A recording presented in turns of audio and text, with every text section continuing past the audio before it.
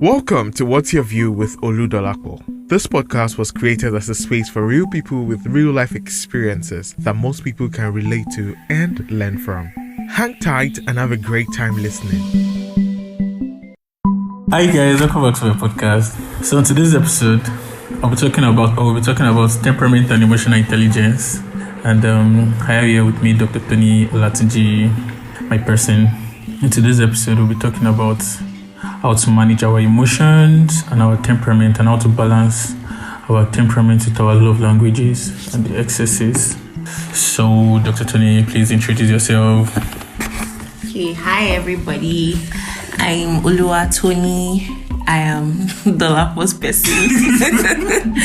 And I'm actually a lot of things. I'm not sure I want to go into all of that. She's a medical doctor. Okay, like I'm a medical doctor, I'm a writer. You're my resource manager. Basically, I do a lot of things, manage projects. Just depends on what the need is at the moment. So yeah, it's nice to meet the Lapo's other people.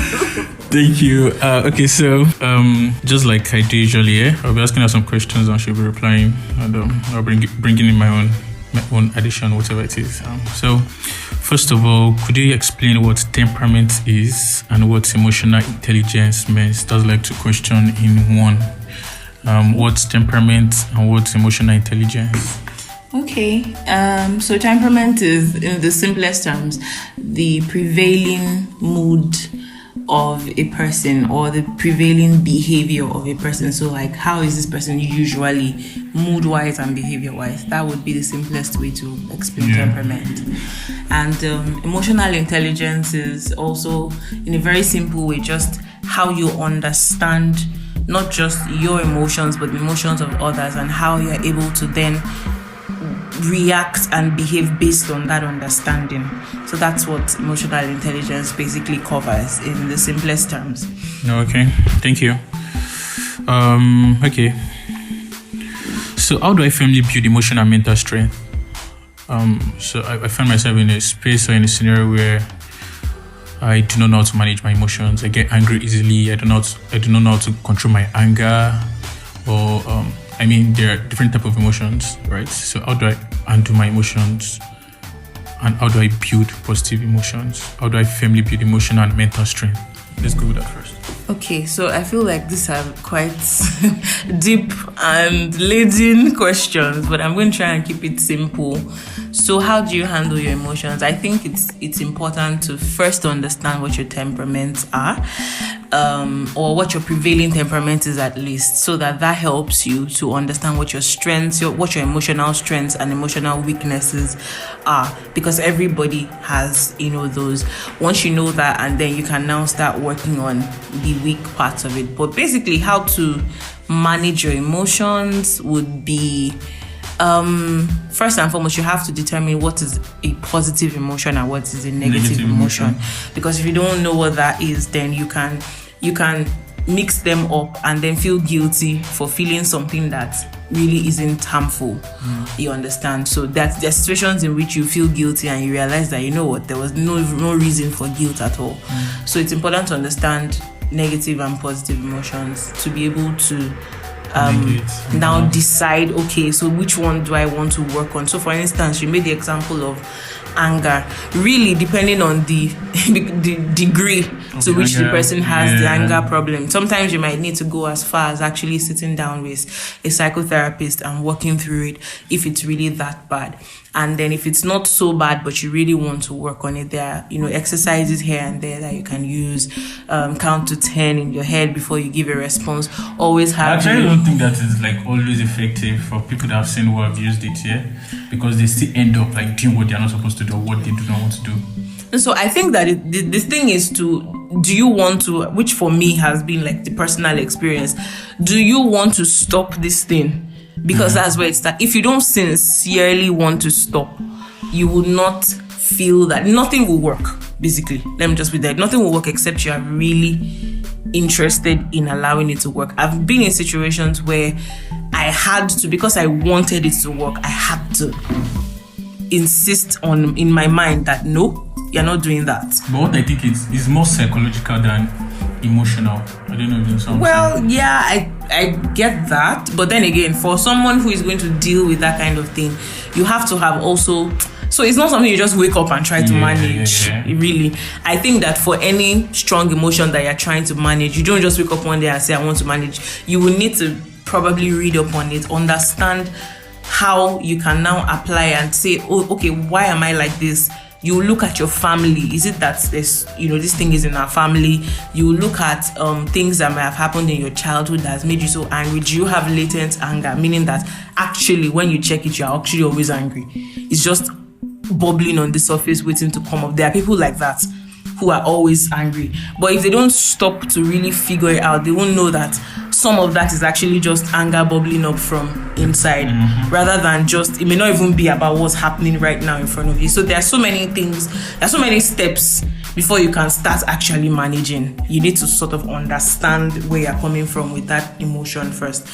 So yeah, like I said, it's a really deep question. I'm not sure I can cover it. Based on your answer, I think I have another question. The question is, how do I overcome a built-up emotions of the past?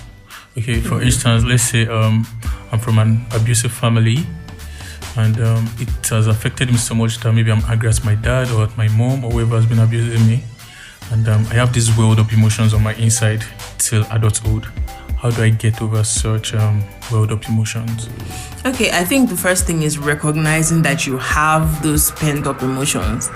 A lot of people don't even know yet that what is really happening is that they have built up emotions from past experiences. But for instance, I meet someone who is saying, oh, I don't want to like you too much, like now in this example, romantically.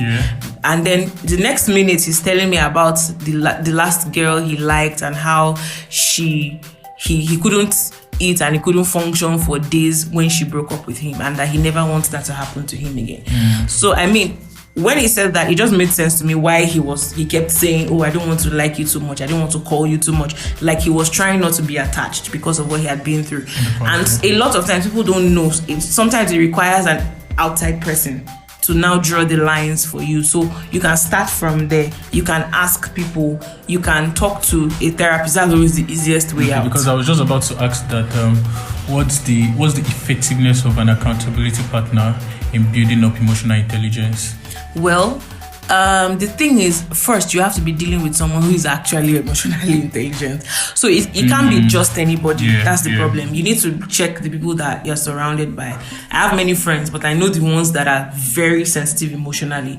So if I have to talk about something like that, those are the people that I approach. So you kind of need to be able to tell who to approach in order to even have an accountability partner that gets what it is that is going on. So that's important. You need to be able to identify friends that you know are a little more sensitive to like change in emotions, and they're able to sort of explain. You would have had those experiences with them where they can explain sort of the emotions that are happening, maybe with you or with themselves or with someone else. So it lets you know, oh, this person seems to know a bit about this, and then they are the kinds of people you want to use as an accountability partner. Yeah, smart one. Okay, moving on. So would you tell us about the different temperaments and how to balance the strength and excesses that comes with each of the temperaments? You tell us about the four. I think we have 4 different temperaments majorly, but I think each of those 4 are categorized under being an introvert and being an extrovert. So first of all, you talk about what being an extrovert means and what being an introvert means. Then you talk about the 4 temperaments, the strength and the, I don't want to use weakness, that's why I said excesses. Okay. And the excesses that comes with each of the temperaments. So this podcast looks like something that should have a part 2, because a lot of the questions you're asking me, they are pretty wide and I'm not sure that I can fully cover it. So for instance, someone wrote an entire book about the 4 temperaments. Yeah, I think similar. Exactly. Which is why I'm wondering how I'm going to fit it. Okay, wait. There's actually like a second episode to this, because I'm supposed to do another episode on okay, the first one is temperament and emotional intelligence, and the other one is ghosting, gaslighting, and reverse psychology. So I think under that we can talk about it. Okay, so let's talk about. Let me quickly get around this whole thing. So there's 4 temperaments that we all know, and then there's. Don't forget, I'm supposed to start from introvert and extrovert. Yeah, and they are categorized under extroverted and introverted. So basically, extroverts are people who seem to derive energy from relating with other people and other things, not just other humans, on the outside. But outside. Yeah. Basically, you know how we say it in Nigeria, outside. They like outside, anything that is outside, including people. Yeah, they are energized by relating with other people and relating with external factors. Introverts are people that tend to get drained by external input. So they derive their own energy and they derive their own being able to be vibrant. They derive it from being alone, from being in a secluded place, from being with 1, 2, 3, a few people. Yeah, those are introverts for you, and none of them is bad in itself or good in itself. So, sorry, please, could you, before you go on to like the different temperaments, could you talk about like the strength of the extroverted person and the strength of the introverted person? Sorry, one I noticed is that an introverted person is more vulnerable when he's in his inner circle or when he's like alone. Yeah. And the extroverted person can be vulnerable anywhere. To anybody. Yeah. And well, the truth is, for extroverts, they are great at building relationships usually. But most of the time, they are faking it.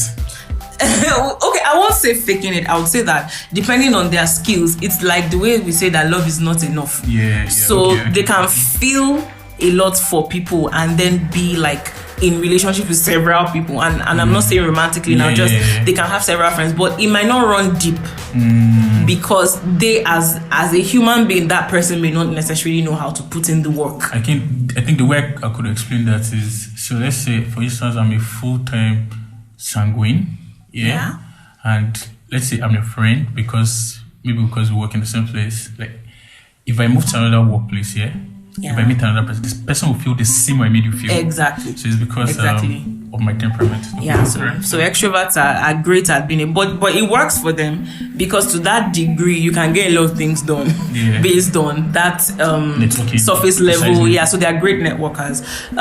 For introverts, I would say that they're deep thinkers because that kind of happens with a lot of solitude. People that tend to sit around, because they're not sitting around doing nothing. A lot of times they are sitting around thinking, analyzing, and so they seem to be able to get more analysis done, more in-depth analysis done than extrovert. Although, like I was going to say that these 4, there are a lot of mixes. Like you can actually have a mix of 3 or 2 of the temperaments, and we've not even mentioned them at all.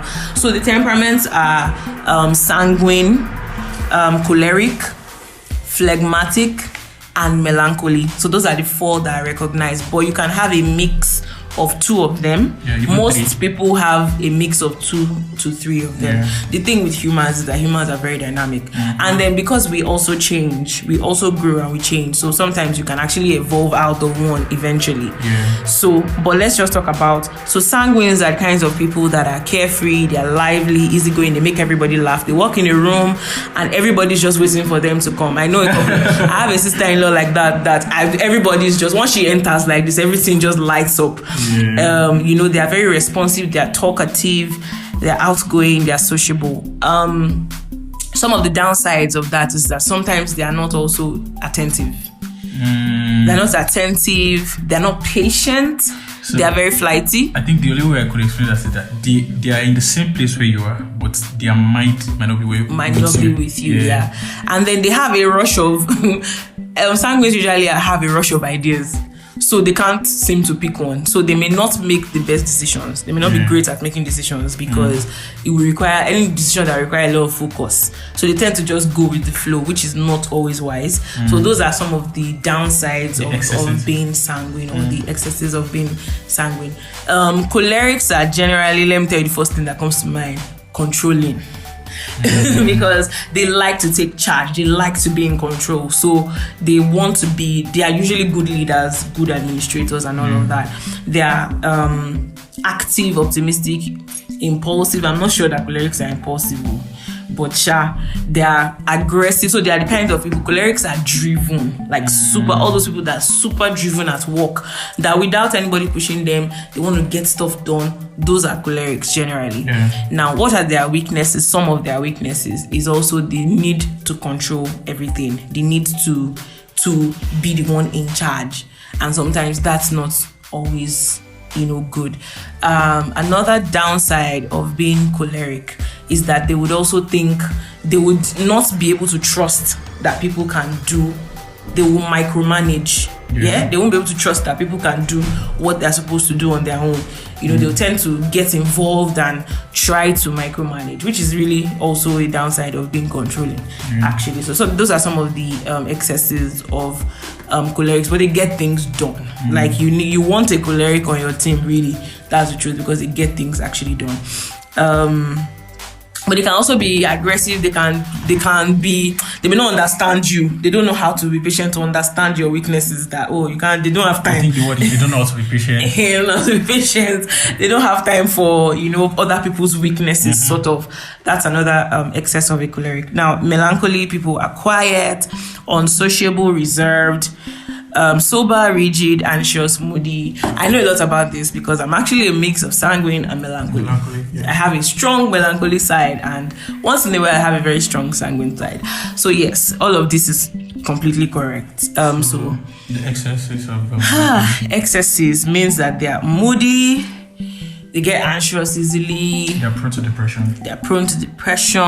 Moodiness. Then they are very, there's a word I'm looking for, that one about being over analytic, that they will not now take any step.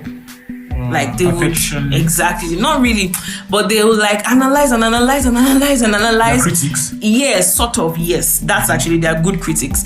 And sometimes it doesn't work for them because then they can't make a decision because they are so worried about what could happen. They've thought about 1 million things that could possibly, they are pessimistic. They think about what's the worst thing that could go wrong. Those are excesses of people that are melancholic. The last one is phlegmatics, who are calm, even-tempered, reliable, controlled, thoughtful, peaceful, careful, passive. So they are thoughtful people. They are really chill. So if you can think of people that are really chill, that even when they are making jokes, they're smiling. They're not necessarily laughing and rolling on the floor. Usually that's a flag. And they also like their own company. They can be on their own and be happy. And they're peaceful. They don't want trouble. So this also means that on the sort of downside or excess side, they don't want to fight for anything. They just want things. If the thing will not come easily, it will take a lot to get them to push for it, because they don't want to stress for anything. Is it that it comes? So that's what they mean by they're passive. So, and then they don't like confrontations.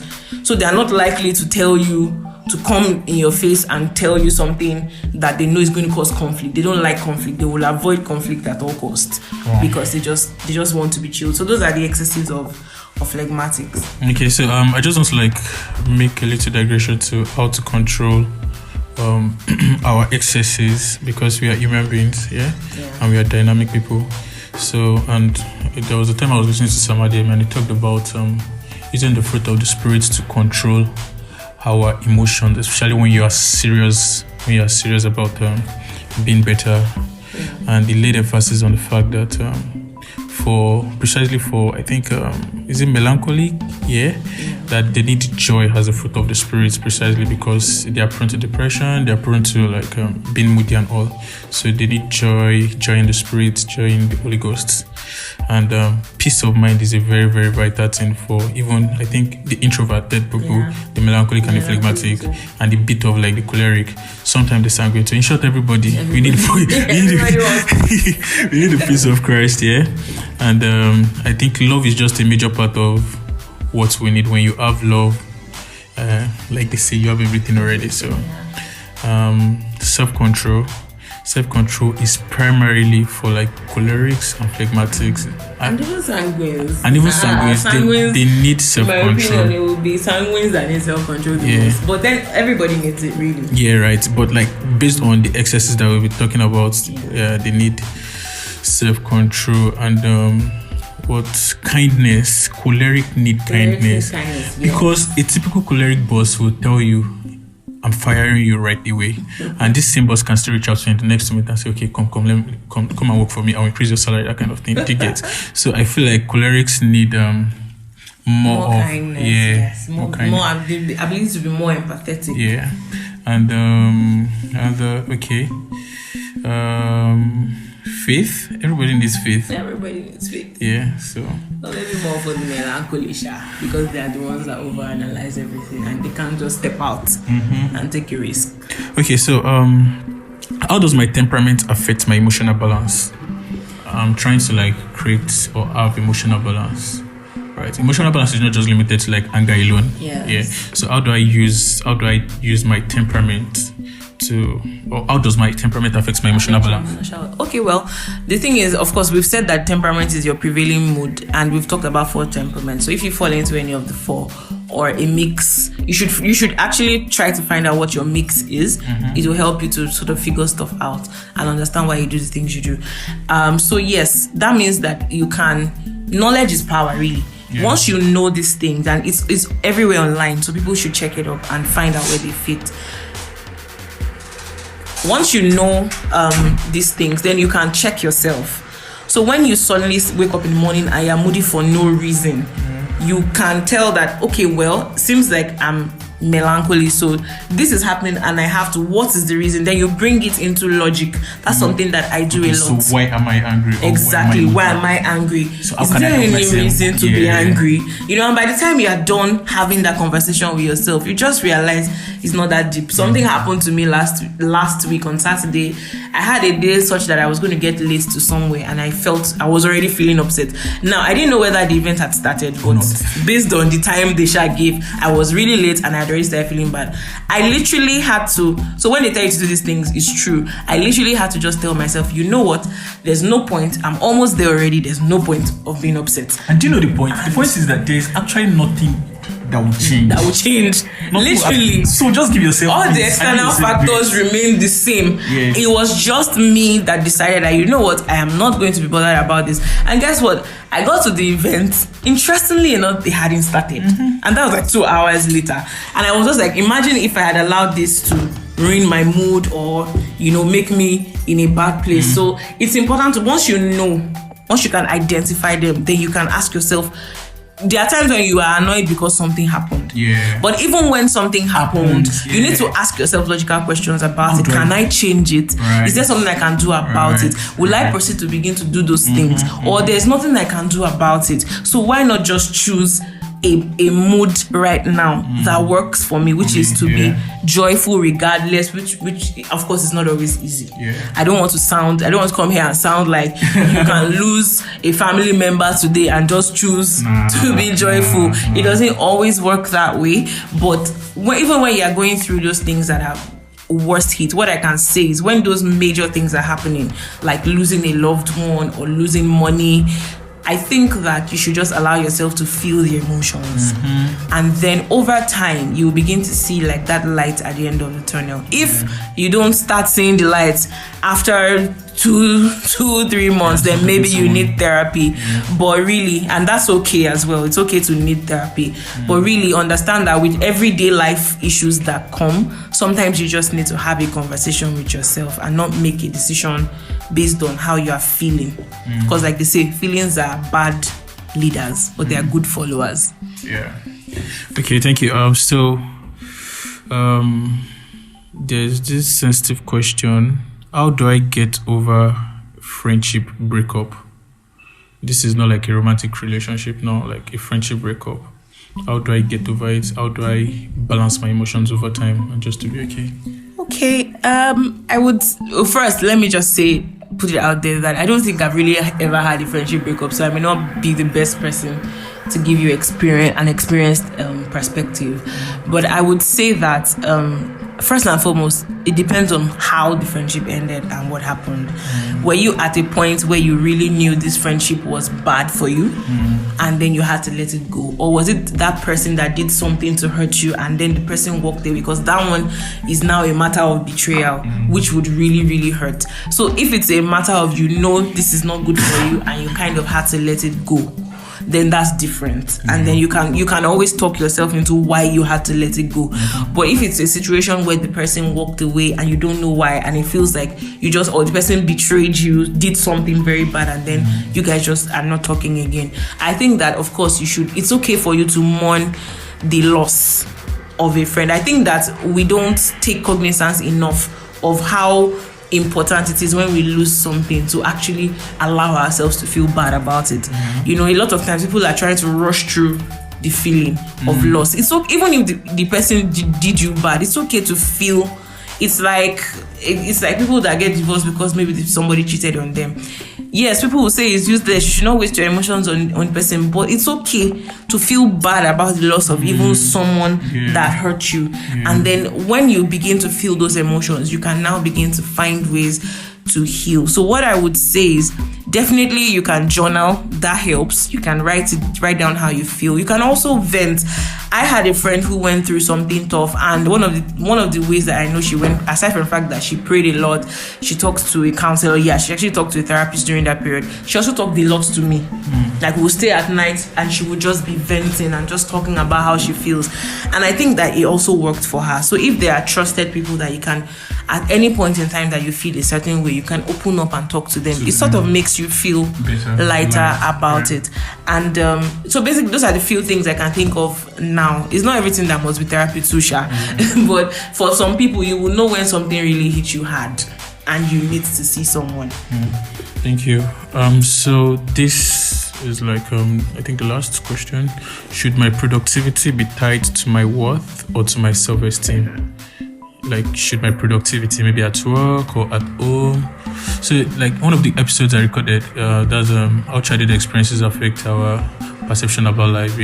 So Coach Charlie was talking about how when he was growing up, his brother is this guy that is good with anything electronics, anything like doing something with your hand. But as for him, he's good with his brain. Like, he used to like think and write something, write an essay, that kind of thing.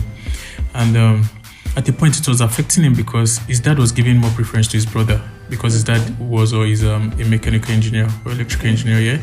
So like the productivity of the first child is being lifted, or like his self-worth is being lifted based on his productivity. And it's not that Coach Ali doesn't have anything doing to, like, it's not like he's not smart on his own. So how should we balance that when you're in that kind of space? Should my productivity be tied to my worth? I think most of us grew up with our productivity tied to our worth, especially because, far back as when you're in primary school, there's a way your parents react when you pass, and there's a way your parents react when you fail. And whether we like it or not, those things build something in us that, okay, to impress my parents, I have to be a certain way. One of the things that I have learned, I can talk about this one because I've been there and I've done that. I've had a year that I didn't work and I felt unproductive. I felt like I wasn't important because I wasn't working. And I had someone who told me that you sound like the kind of person that derives importance from what you're doing rather than who you are. And so that just takes me to the answer, which is at some point, regardless of what has happened in childhood, you would have to get to a point where you can say, who am I? And answer that question regardless of external factors. And I'm not saying it's easy because it is not.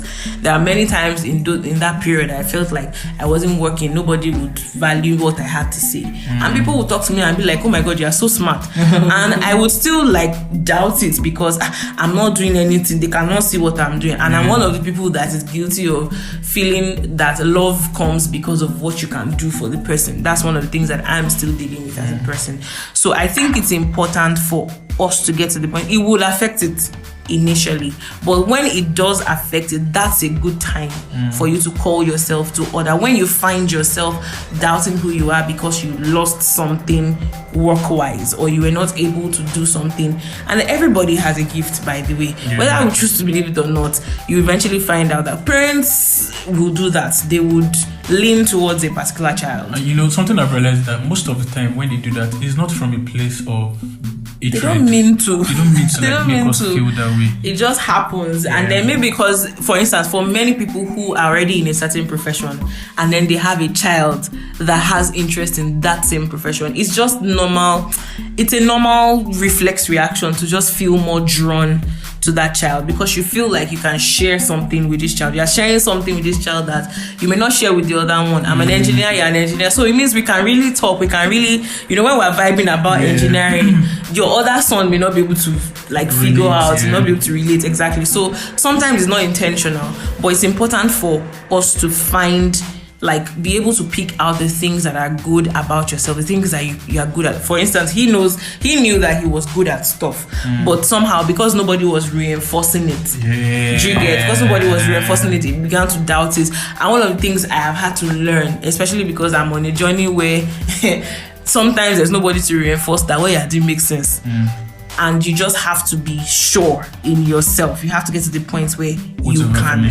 Exactly. You have to get to the point where you can realize that, you know what, I'm good at this stuff. I'm really smart. It took me a while to begin to accept that I'm smart, by the way, because I had always been second or third place to other people. But the truth is, when you have a conversation with me, I keep getting that, oh my God, you're so smart. And I'm like, I had to get to one point where I was like, you know what, you're actually smart. You may not be interested in math or interested in aeronautical engineering or space science, but that doesn't mean that you cannot grasp things when they are discussed or think through it or be analytical about it. And really, that's the beginning and the end of smartness. The rest is a gift. People that are genius, the reason why you can't take how do I put it now? You can't take your pride from your gift because you were given. I keep saying it that, I can write, I can speak. It's because you can. If you came out from your mother's womb and you just couldn't, ain't nothing you're going to do about it. So a lot of people who are quote unquote geniuses, they literally came out like that. There are not too many people who taught themselves how to be a genius or how to finish a book or build an airplane at 15. It's really a gift. So at the end of the day, everybody has that one thing. It's not something you can really take pride in if you are really being honest with yourself. So the thing is, everybody should you can find that thing about you that is awesome. And you for some of you even find people saying it to you a lot, but you sure don't want to believe you have a good noted, but you have to begin to own it and be like, I know people say all these things, but it's actually true. I think that in the last 3 years, I've had to take all those cliche things and realize that I had to apply it to myself because I needed to believe more in myself. And I think that everybody has a gift, so you just need to keep reinforcing yourself when nobody else reinforces your gifts. So I think that's where words of affirmation is supposed to come in. When you're in a place or you're in a space where nobody actually affirms you. You may have people around you, but nobody's doing it. You have to pick it up and do it on your own. So we'll be talking about the 4 types of emotional intelligence. I'll take the first one. She'll bring in our opinion too. So I think the first type of emotional intelligence that I'll categorize is self-management. And self-management takes things one step further. It's the ability to manage emotions in a way that allows you to accomplish a task, reach a goal, or provide a benefit. So this includes the quality of self-control, which is the ability to control your emotional reactions. Let's say someone just shouted at me now. Do I have to shout back or do I have to be calm? Self-management is just about managing how you control what comes at you from the external, right? So it starts from the internal. How do I control what is coming up? I know I'm hungry. I know I'm angry. I know I'm not happy. I know I'm sad. How do I control this? And that is not even going to affect people on the outside. So that's about self-management. The next one is social awareness, and it's the ability to accurately perceive the feelings of others and understand how those feelings influence behavior. You must be empathetic and ready to see and feel things from the perspective of others if you're going to understand social awareness. So basically, I just think that, and I think a lot of Nigerians have issues with that. I see a lot of comments on social media and I realize that you are not putting yourself in this person's shoes long enough to respond to what is happening to this person from a place of understanding. So, social awareness is so important because not everybody, one of the things I started learning recently is that not everybody grew up the way you grew up. They don't know the things you know. In fact, even if you are a Christian, they don't know Jesus like you know Jesus.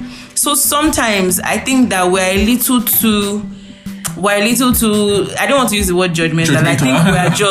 I think we just rubbish other people's experiences because we don't readily have it in our mind that this person is not coming from where I'm coming from. I used to be a person that would always attack guys and be like, guys are this, guys are that, men are this, men are that. But in recent times, I started to think some of these people don't know better. Some of these people had fathers who were even worse. They had no example. So maybe we should lay off just accusing them and maybe try to understand where each person is coming from and see if you can help from afar. I'm not saying date them to help them. I'm not even talking about dating at all. I'm saying even friends, male friends that I meet now, when I hear some of the things they say about relationships, I know that this person is coming from a totally different place. So that social awareness, you have to always realize that before you draw a conclusion, don't be unfair. This person may literally actually not know that what they're doing is wrong and they need to be told. Yeah, so that's for social awareness. Okay, thank you. The next thing I'll be talking about is self-awareness. And it's just the ability to identify and understand your own emotions and how they affect you. Like self-awareness you get. So just like what Dr. Toni said the other time, that she woke up, she was going for a party, and because she was getting late already, she was feeling somehow.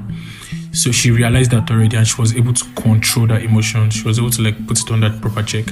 So through self-awareness, you recognize how your feelings can help or hinder you from reaching not just your goals alone, even your relationships. Yeah. So you become more aware of your emotional tendencies, the strengths and the weaknesses. And I just also want to add that for self-awareness, it's important to take stock every year. I do that a lot and it has helped me take stock of go do an audit of how far you've come with some of the things that you have, some of the parts of yourself that you have been trying to improve. So every year I try to identify what did I improve on, the way that I used to be, for instance, with romantic relationships. It took me years to improve on certain things. But if you're not self-aware enough, and that contributes to self-awareness. When you sit down and you try to ask yourself, in what areas have I been better this year? It makes you more self-aware. So that's also something that contributes. All right. So the last thing is relationship management. And what it just talks about is that it allows you to get the most out of your relationships with others.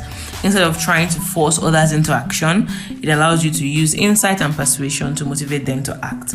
It also includes the ability to strengthen the level of trust between you and others.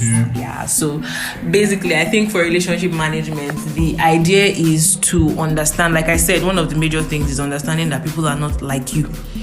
And so, in fact, one of the things that I think has really helped me in managing friendships, managing acquaintances at work, is just sort of slowing down and understanding that this person is like this. I remember when I started working and, I was getting opinions about some other people. And I was like, you know what? I don't know. I literally told this person, I don't know her enough to make that conclusion. And I got there. I wasn't always like that, but I got to that point where I was like, you know what? And once you give yourself that patience to kind of read people, you can understand how best to manage that relationship. And it will still thrive. You still see yourself 10 years. Even if you are not besties, you still see yourself 10 years and you'll be able to be civil with one another because you sort of understand, okay, this kind of person this person is. Okay, thank you. So I think I have 2 more questions. Yeah. So how does my temperament relate to my love language?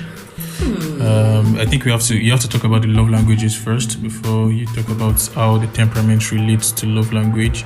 Okay. So I think this guy, what's his name again? That guy that wrote the 5 love languages.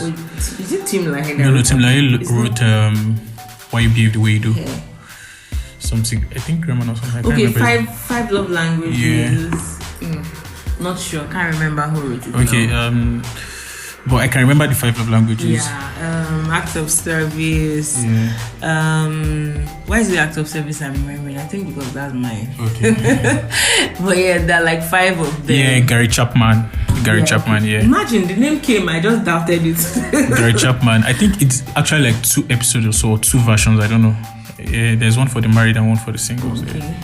So yeah, but I'm sure that there's acts of service. I think there's physical touch. Yeah, I think there's physical touch. Then I'm trying to remember the rest too. It's not coming. No. I think gift or something. Giving of gifts. Yes. That's also one. Giving of gifts. There's 5 of them basically. I haven't ever really thought about how they relate to Quality time. Quality time. Your Yes. physical touch, acts of service, and receiving gifts. So I think Words of affirmation too.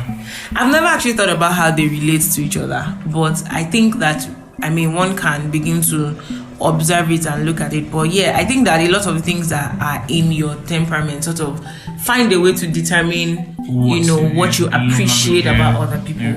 And I think that, for instance, the more introverted temperaments will probably be the ones that would enjoy things like quality time, words of affirmation, physical touch. Then the more extroverted people probably like gifts, and then acts of service. They will not. Acts of service. We like acts of service, So I think that just thinking through it, that's how it's coming together in my head. But I also know that human beings are so complex that you can actually have such a different mix from all of these things that you're saying. But the important thing is whoever it is that you are dealing with, and this is not about relationships, it's not about romantic relationships. Even your boss, you need to sort of understand what trips them, what makes them tick, so that you know how to relate properly and get the best out of that relationship. So it's like that for everybody. So don't box it into extroverts like this, introverts like this that we've talked about, but try to make the little extra effort to understand the person you are dealing with in that moment, and then act based on that. Okay, so in conclusion, emotions are beautiful. They make us human, but they can also lead to major regrets if you allow them control us negatively. When you instead strive to harness the power of your emotions, you avoid becoming a slave to your feelings. Thank you, Dr. Toni, for coming on my podcast. God bless you. Thank you for inviting me. It was great. And I look forward to recording the other episode with you soon. Yes, I can't wait. I can't wait. Don't worry, we'll make it work out better than this one did. Alright, bye guys. Bye. Thank you for listening to What's Your View with Olatunji. Trust you had a great time listening. Feel free to share, like, and leave a comment. You could also reach out to us on Instagram at What's Your View with _Olatunji. Thank you once again for listening.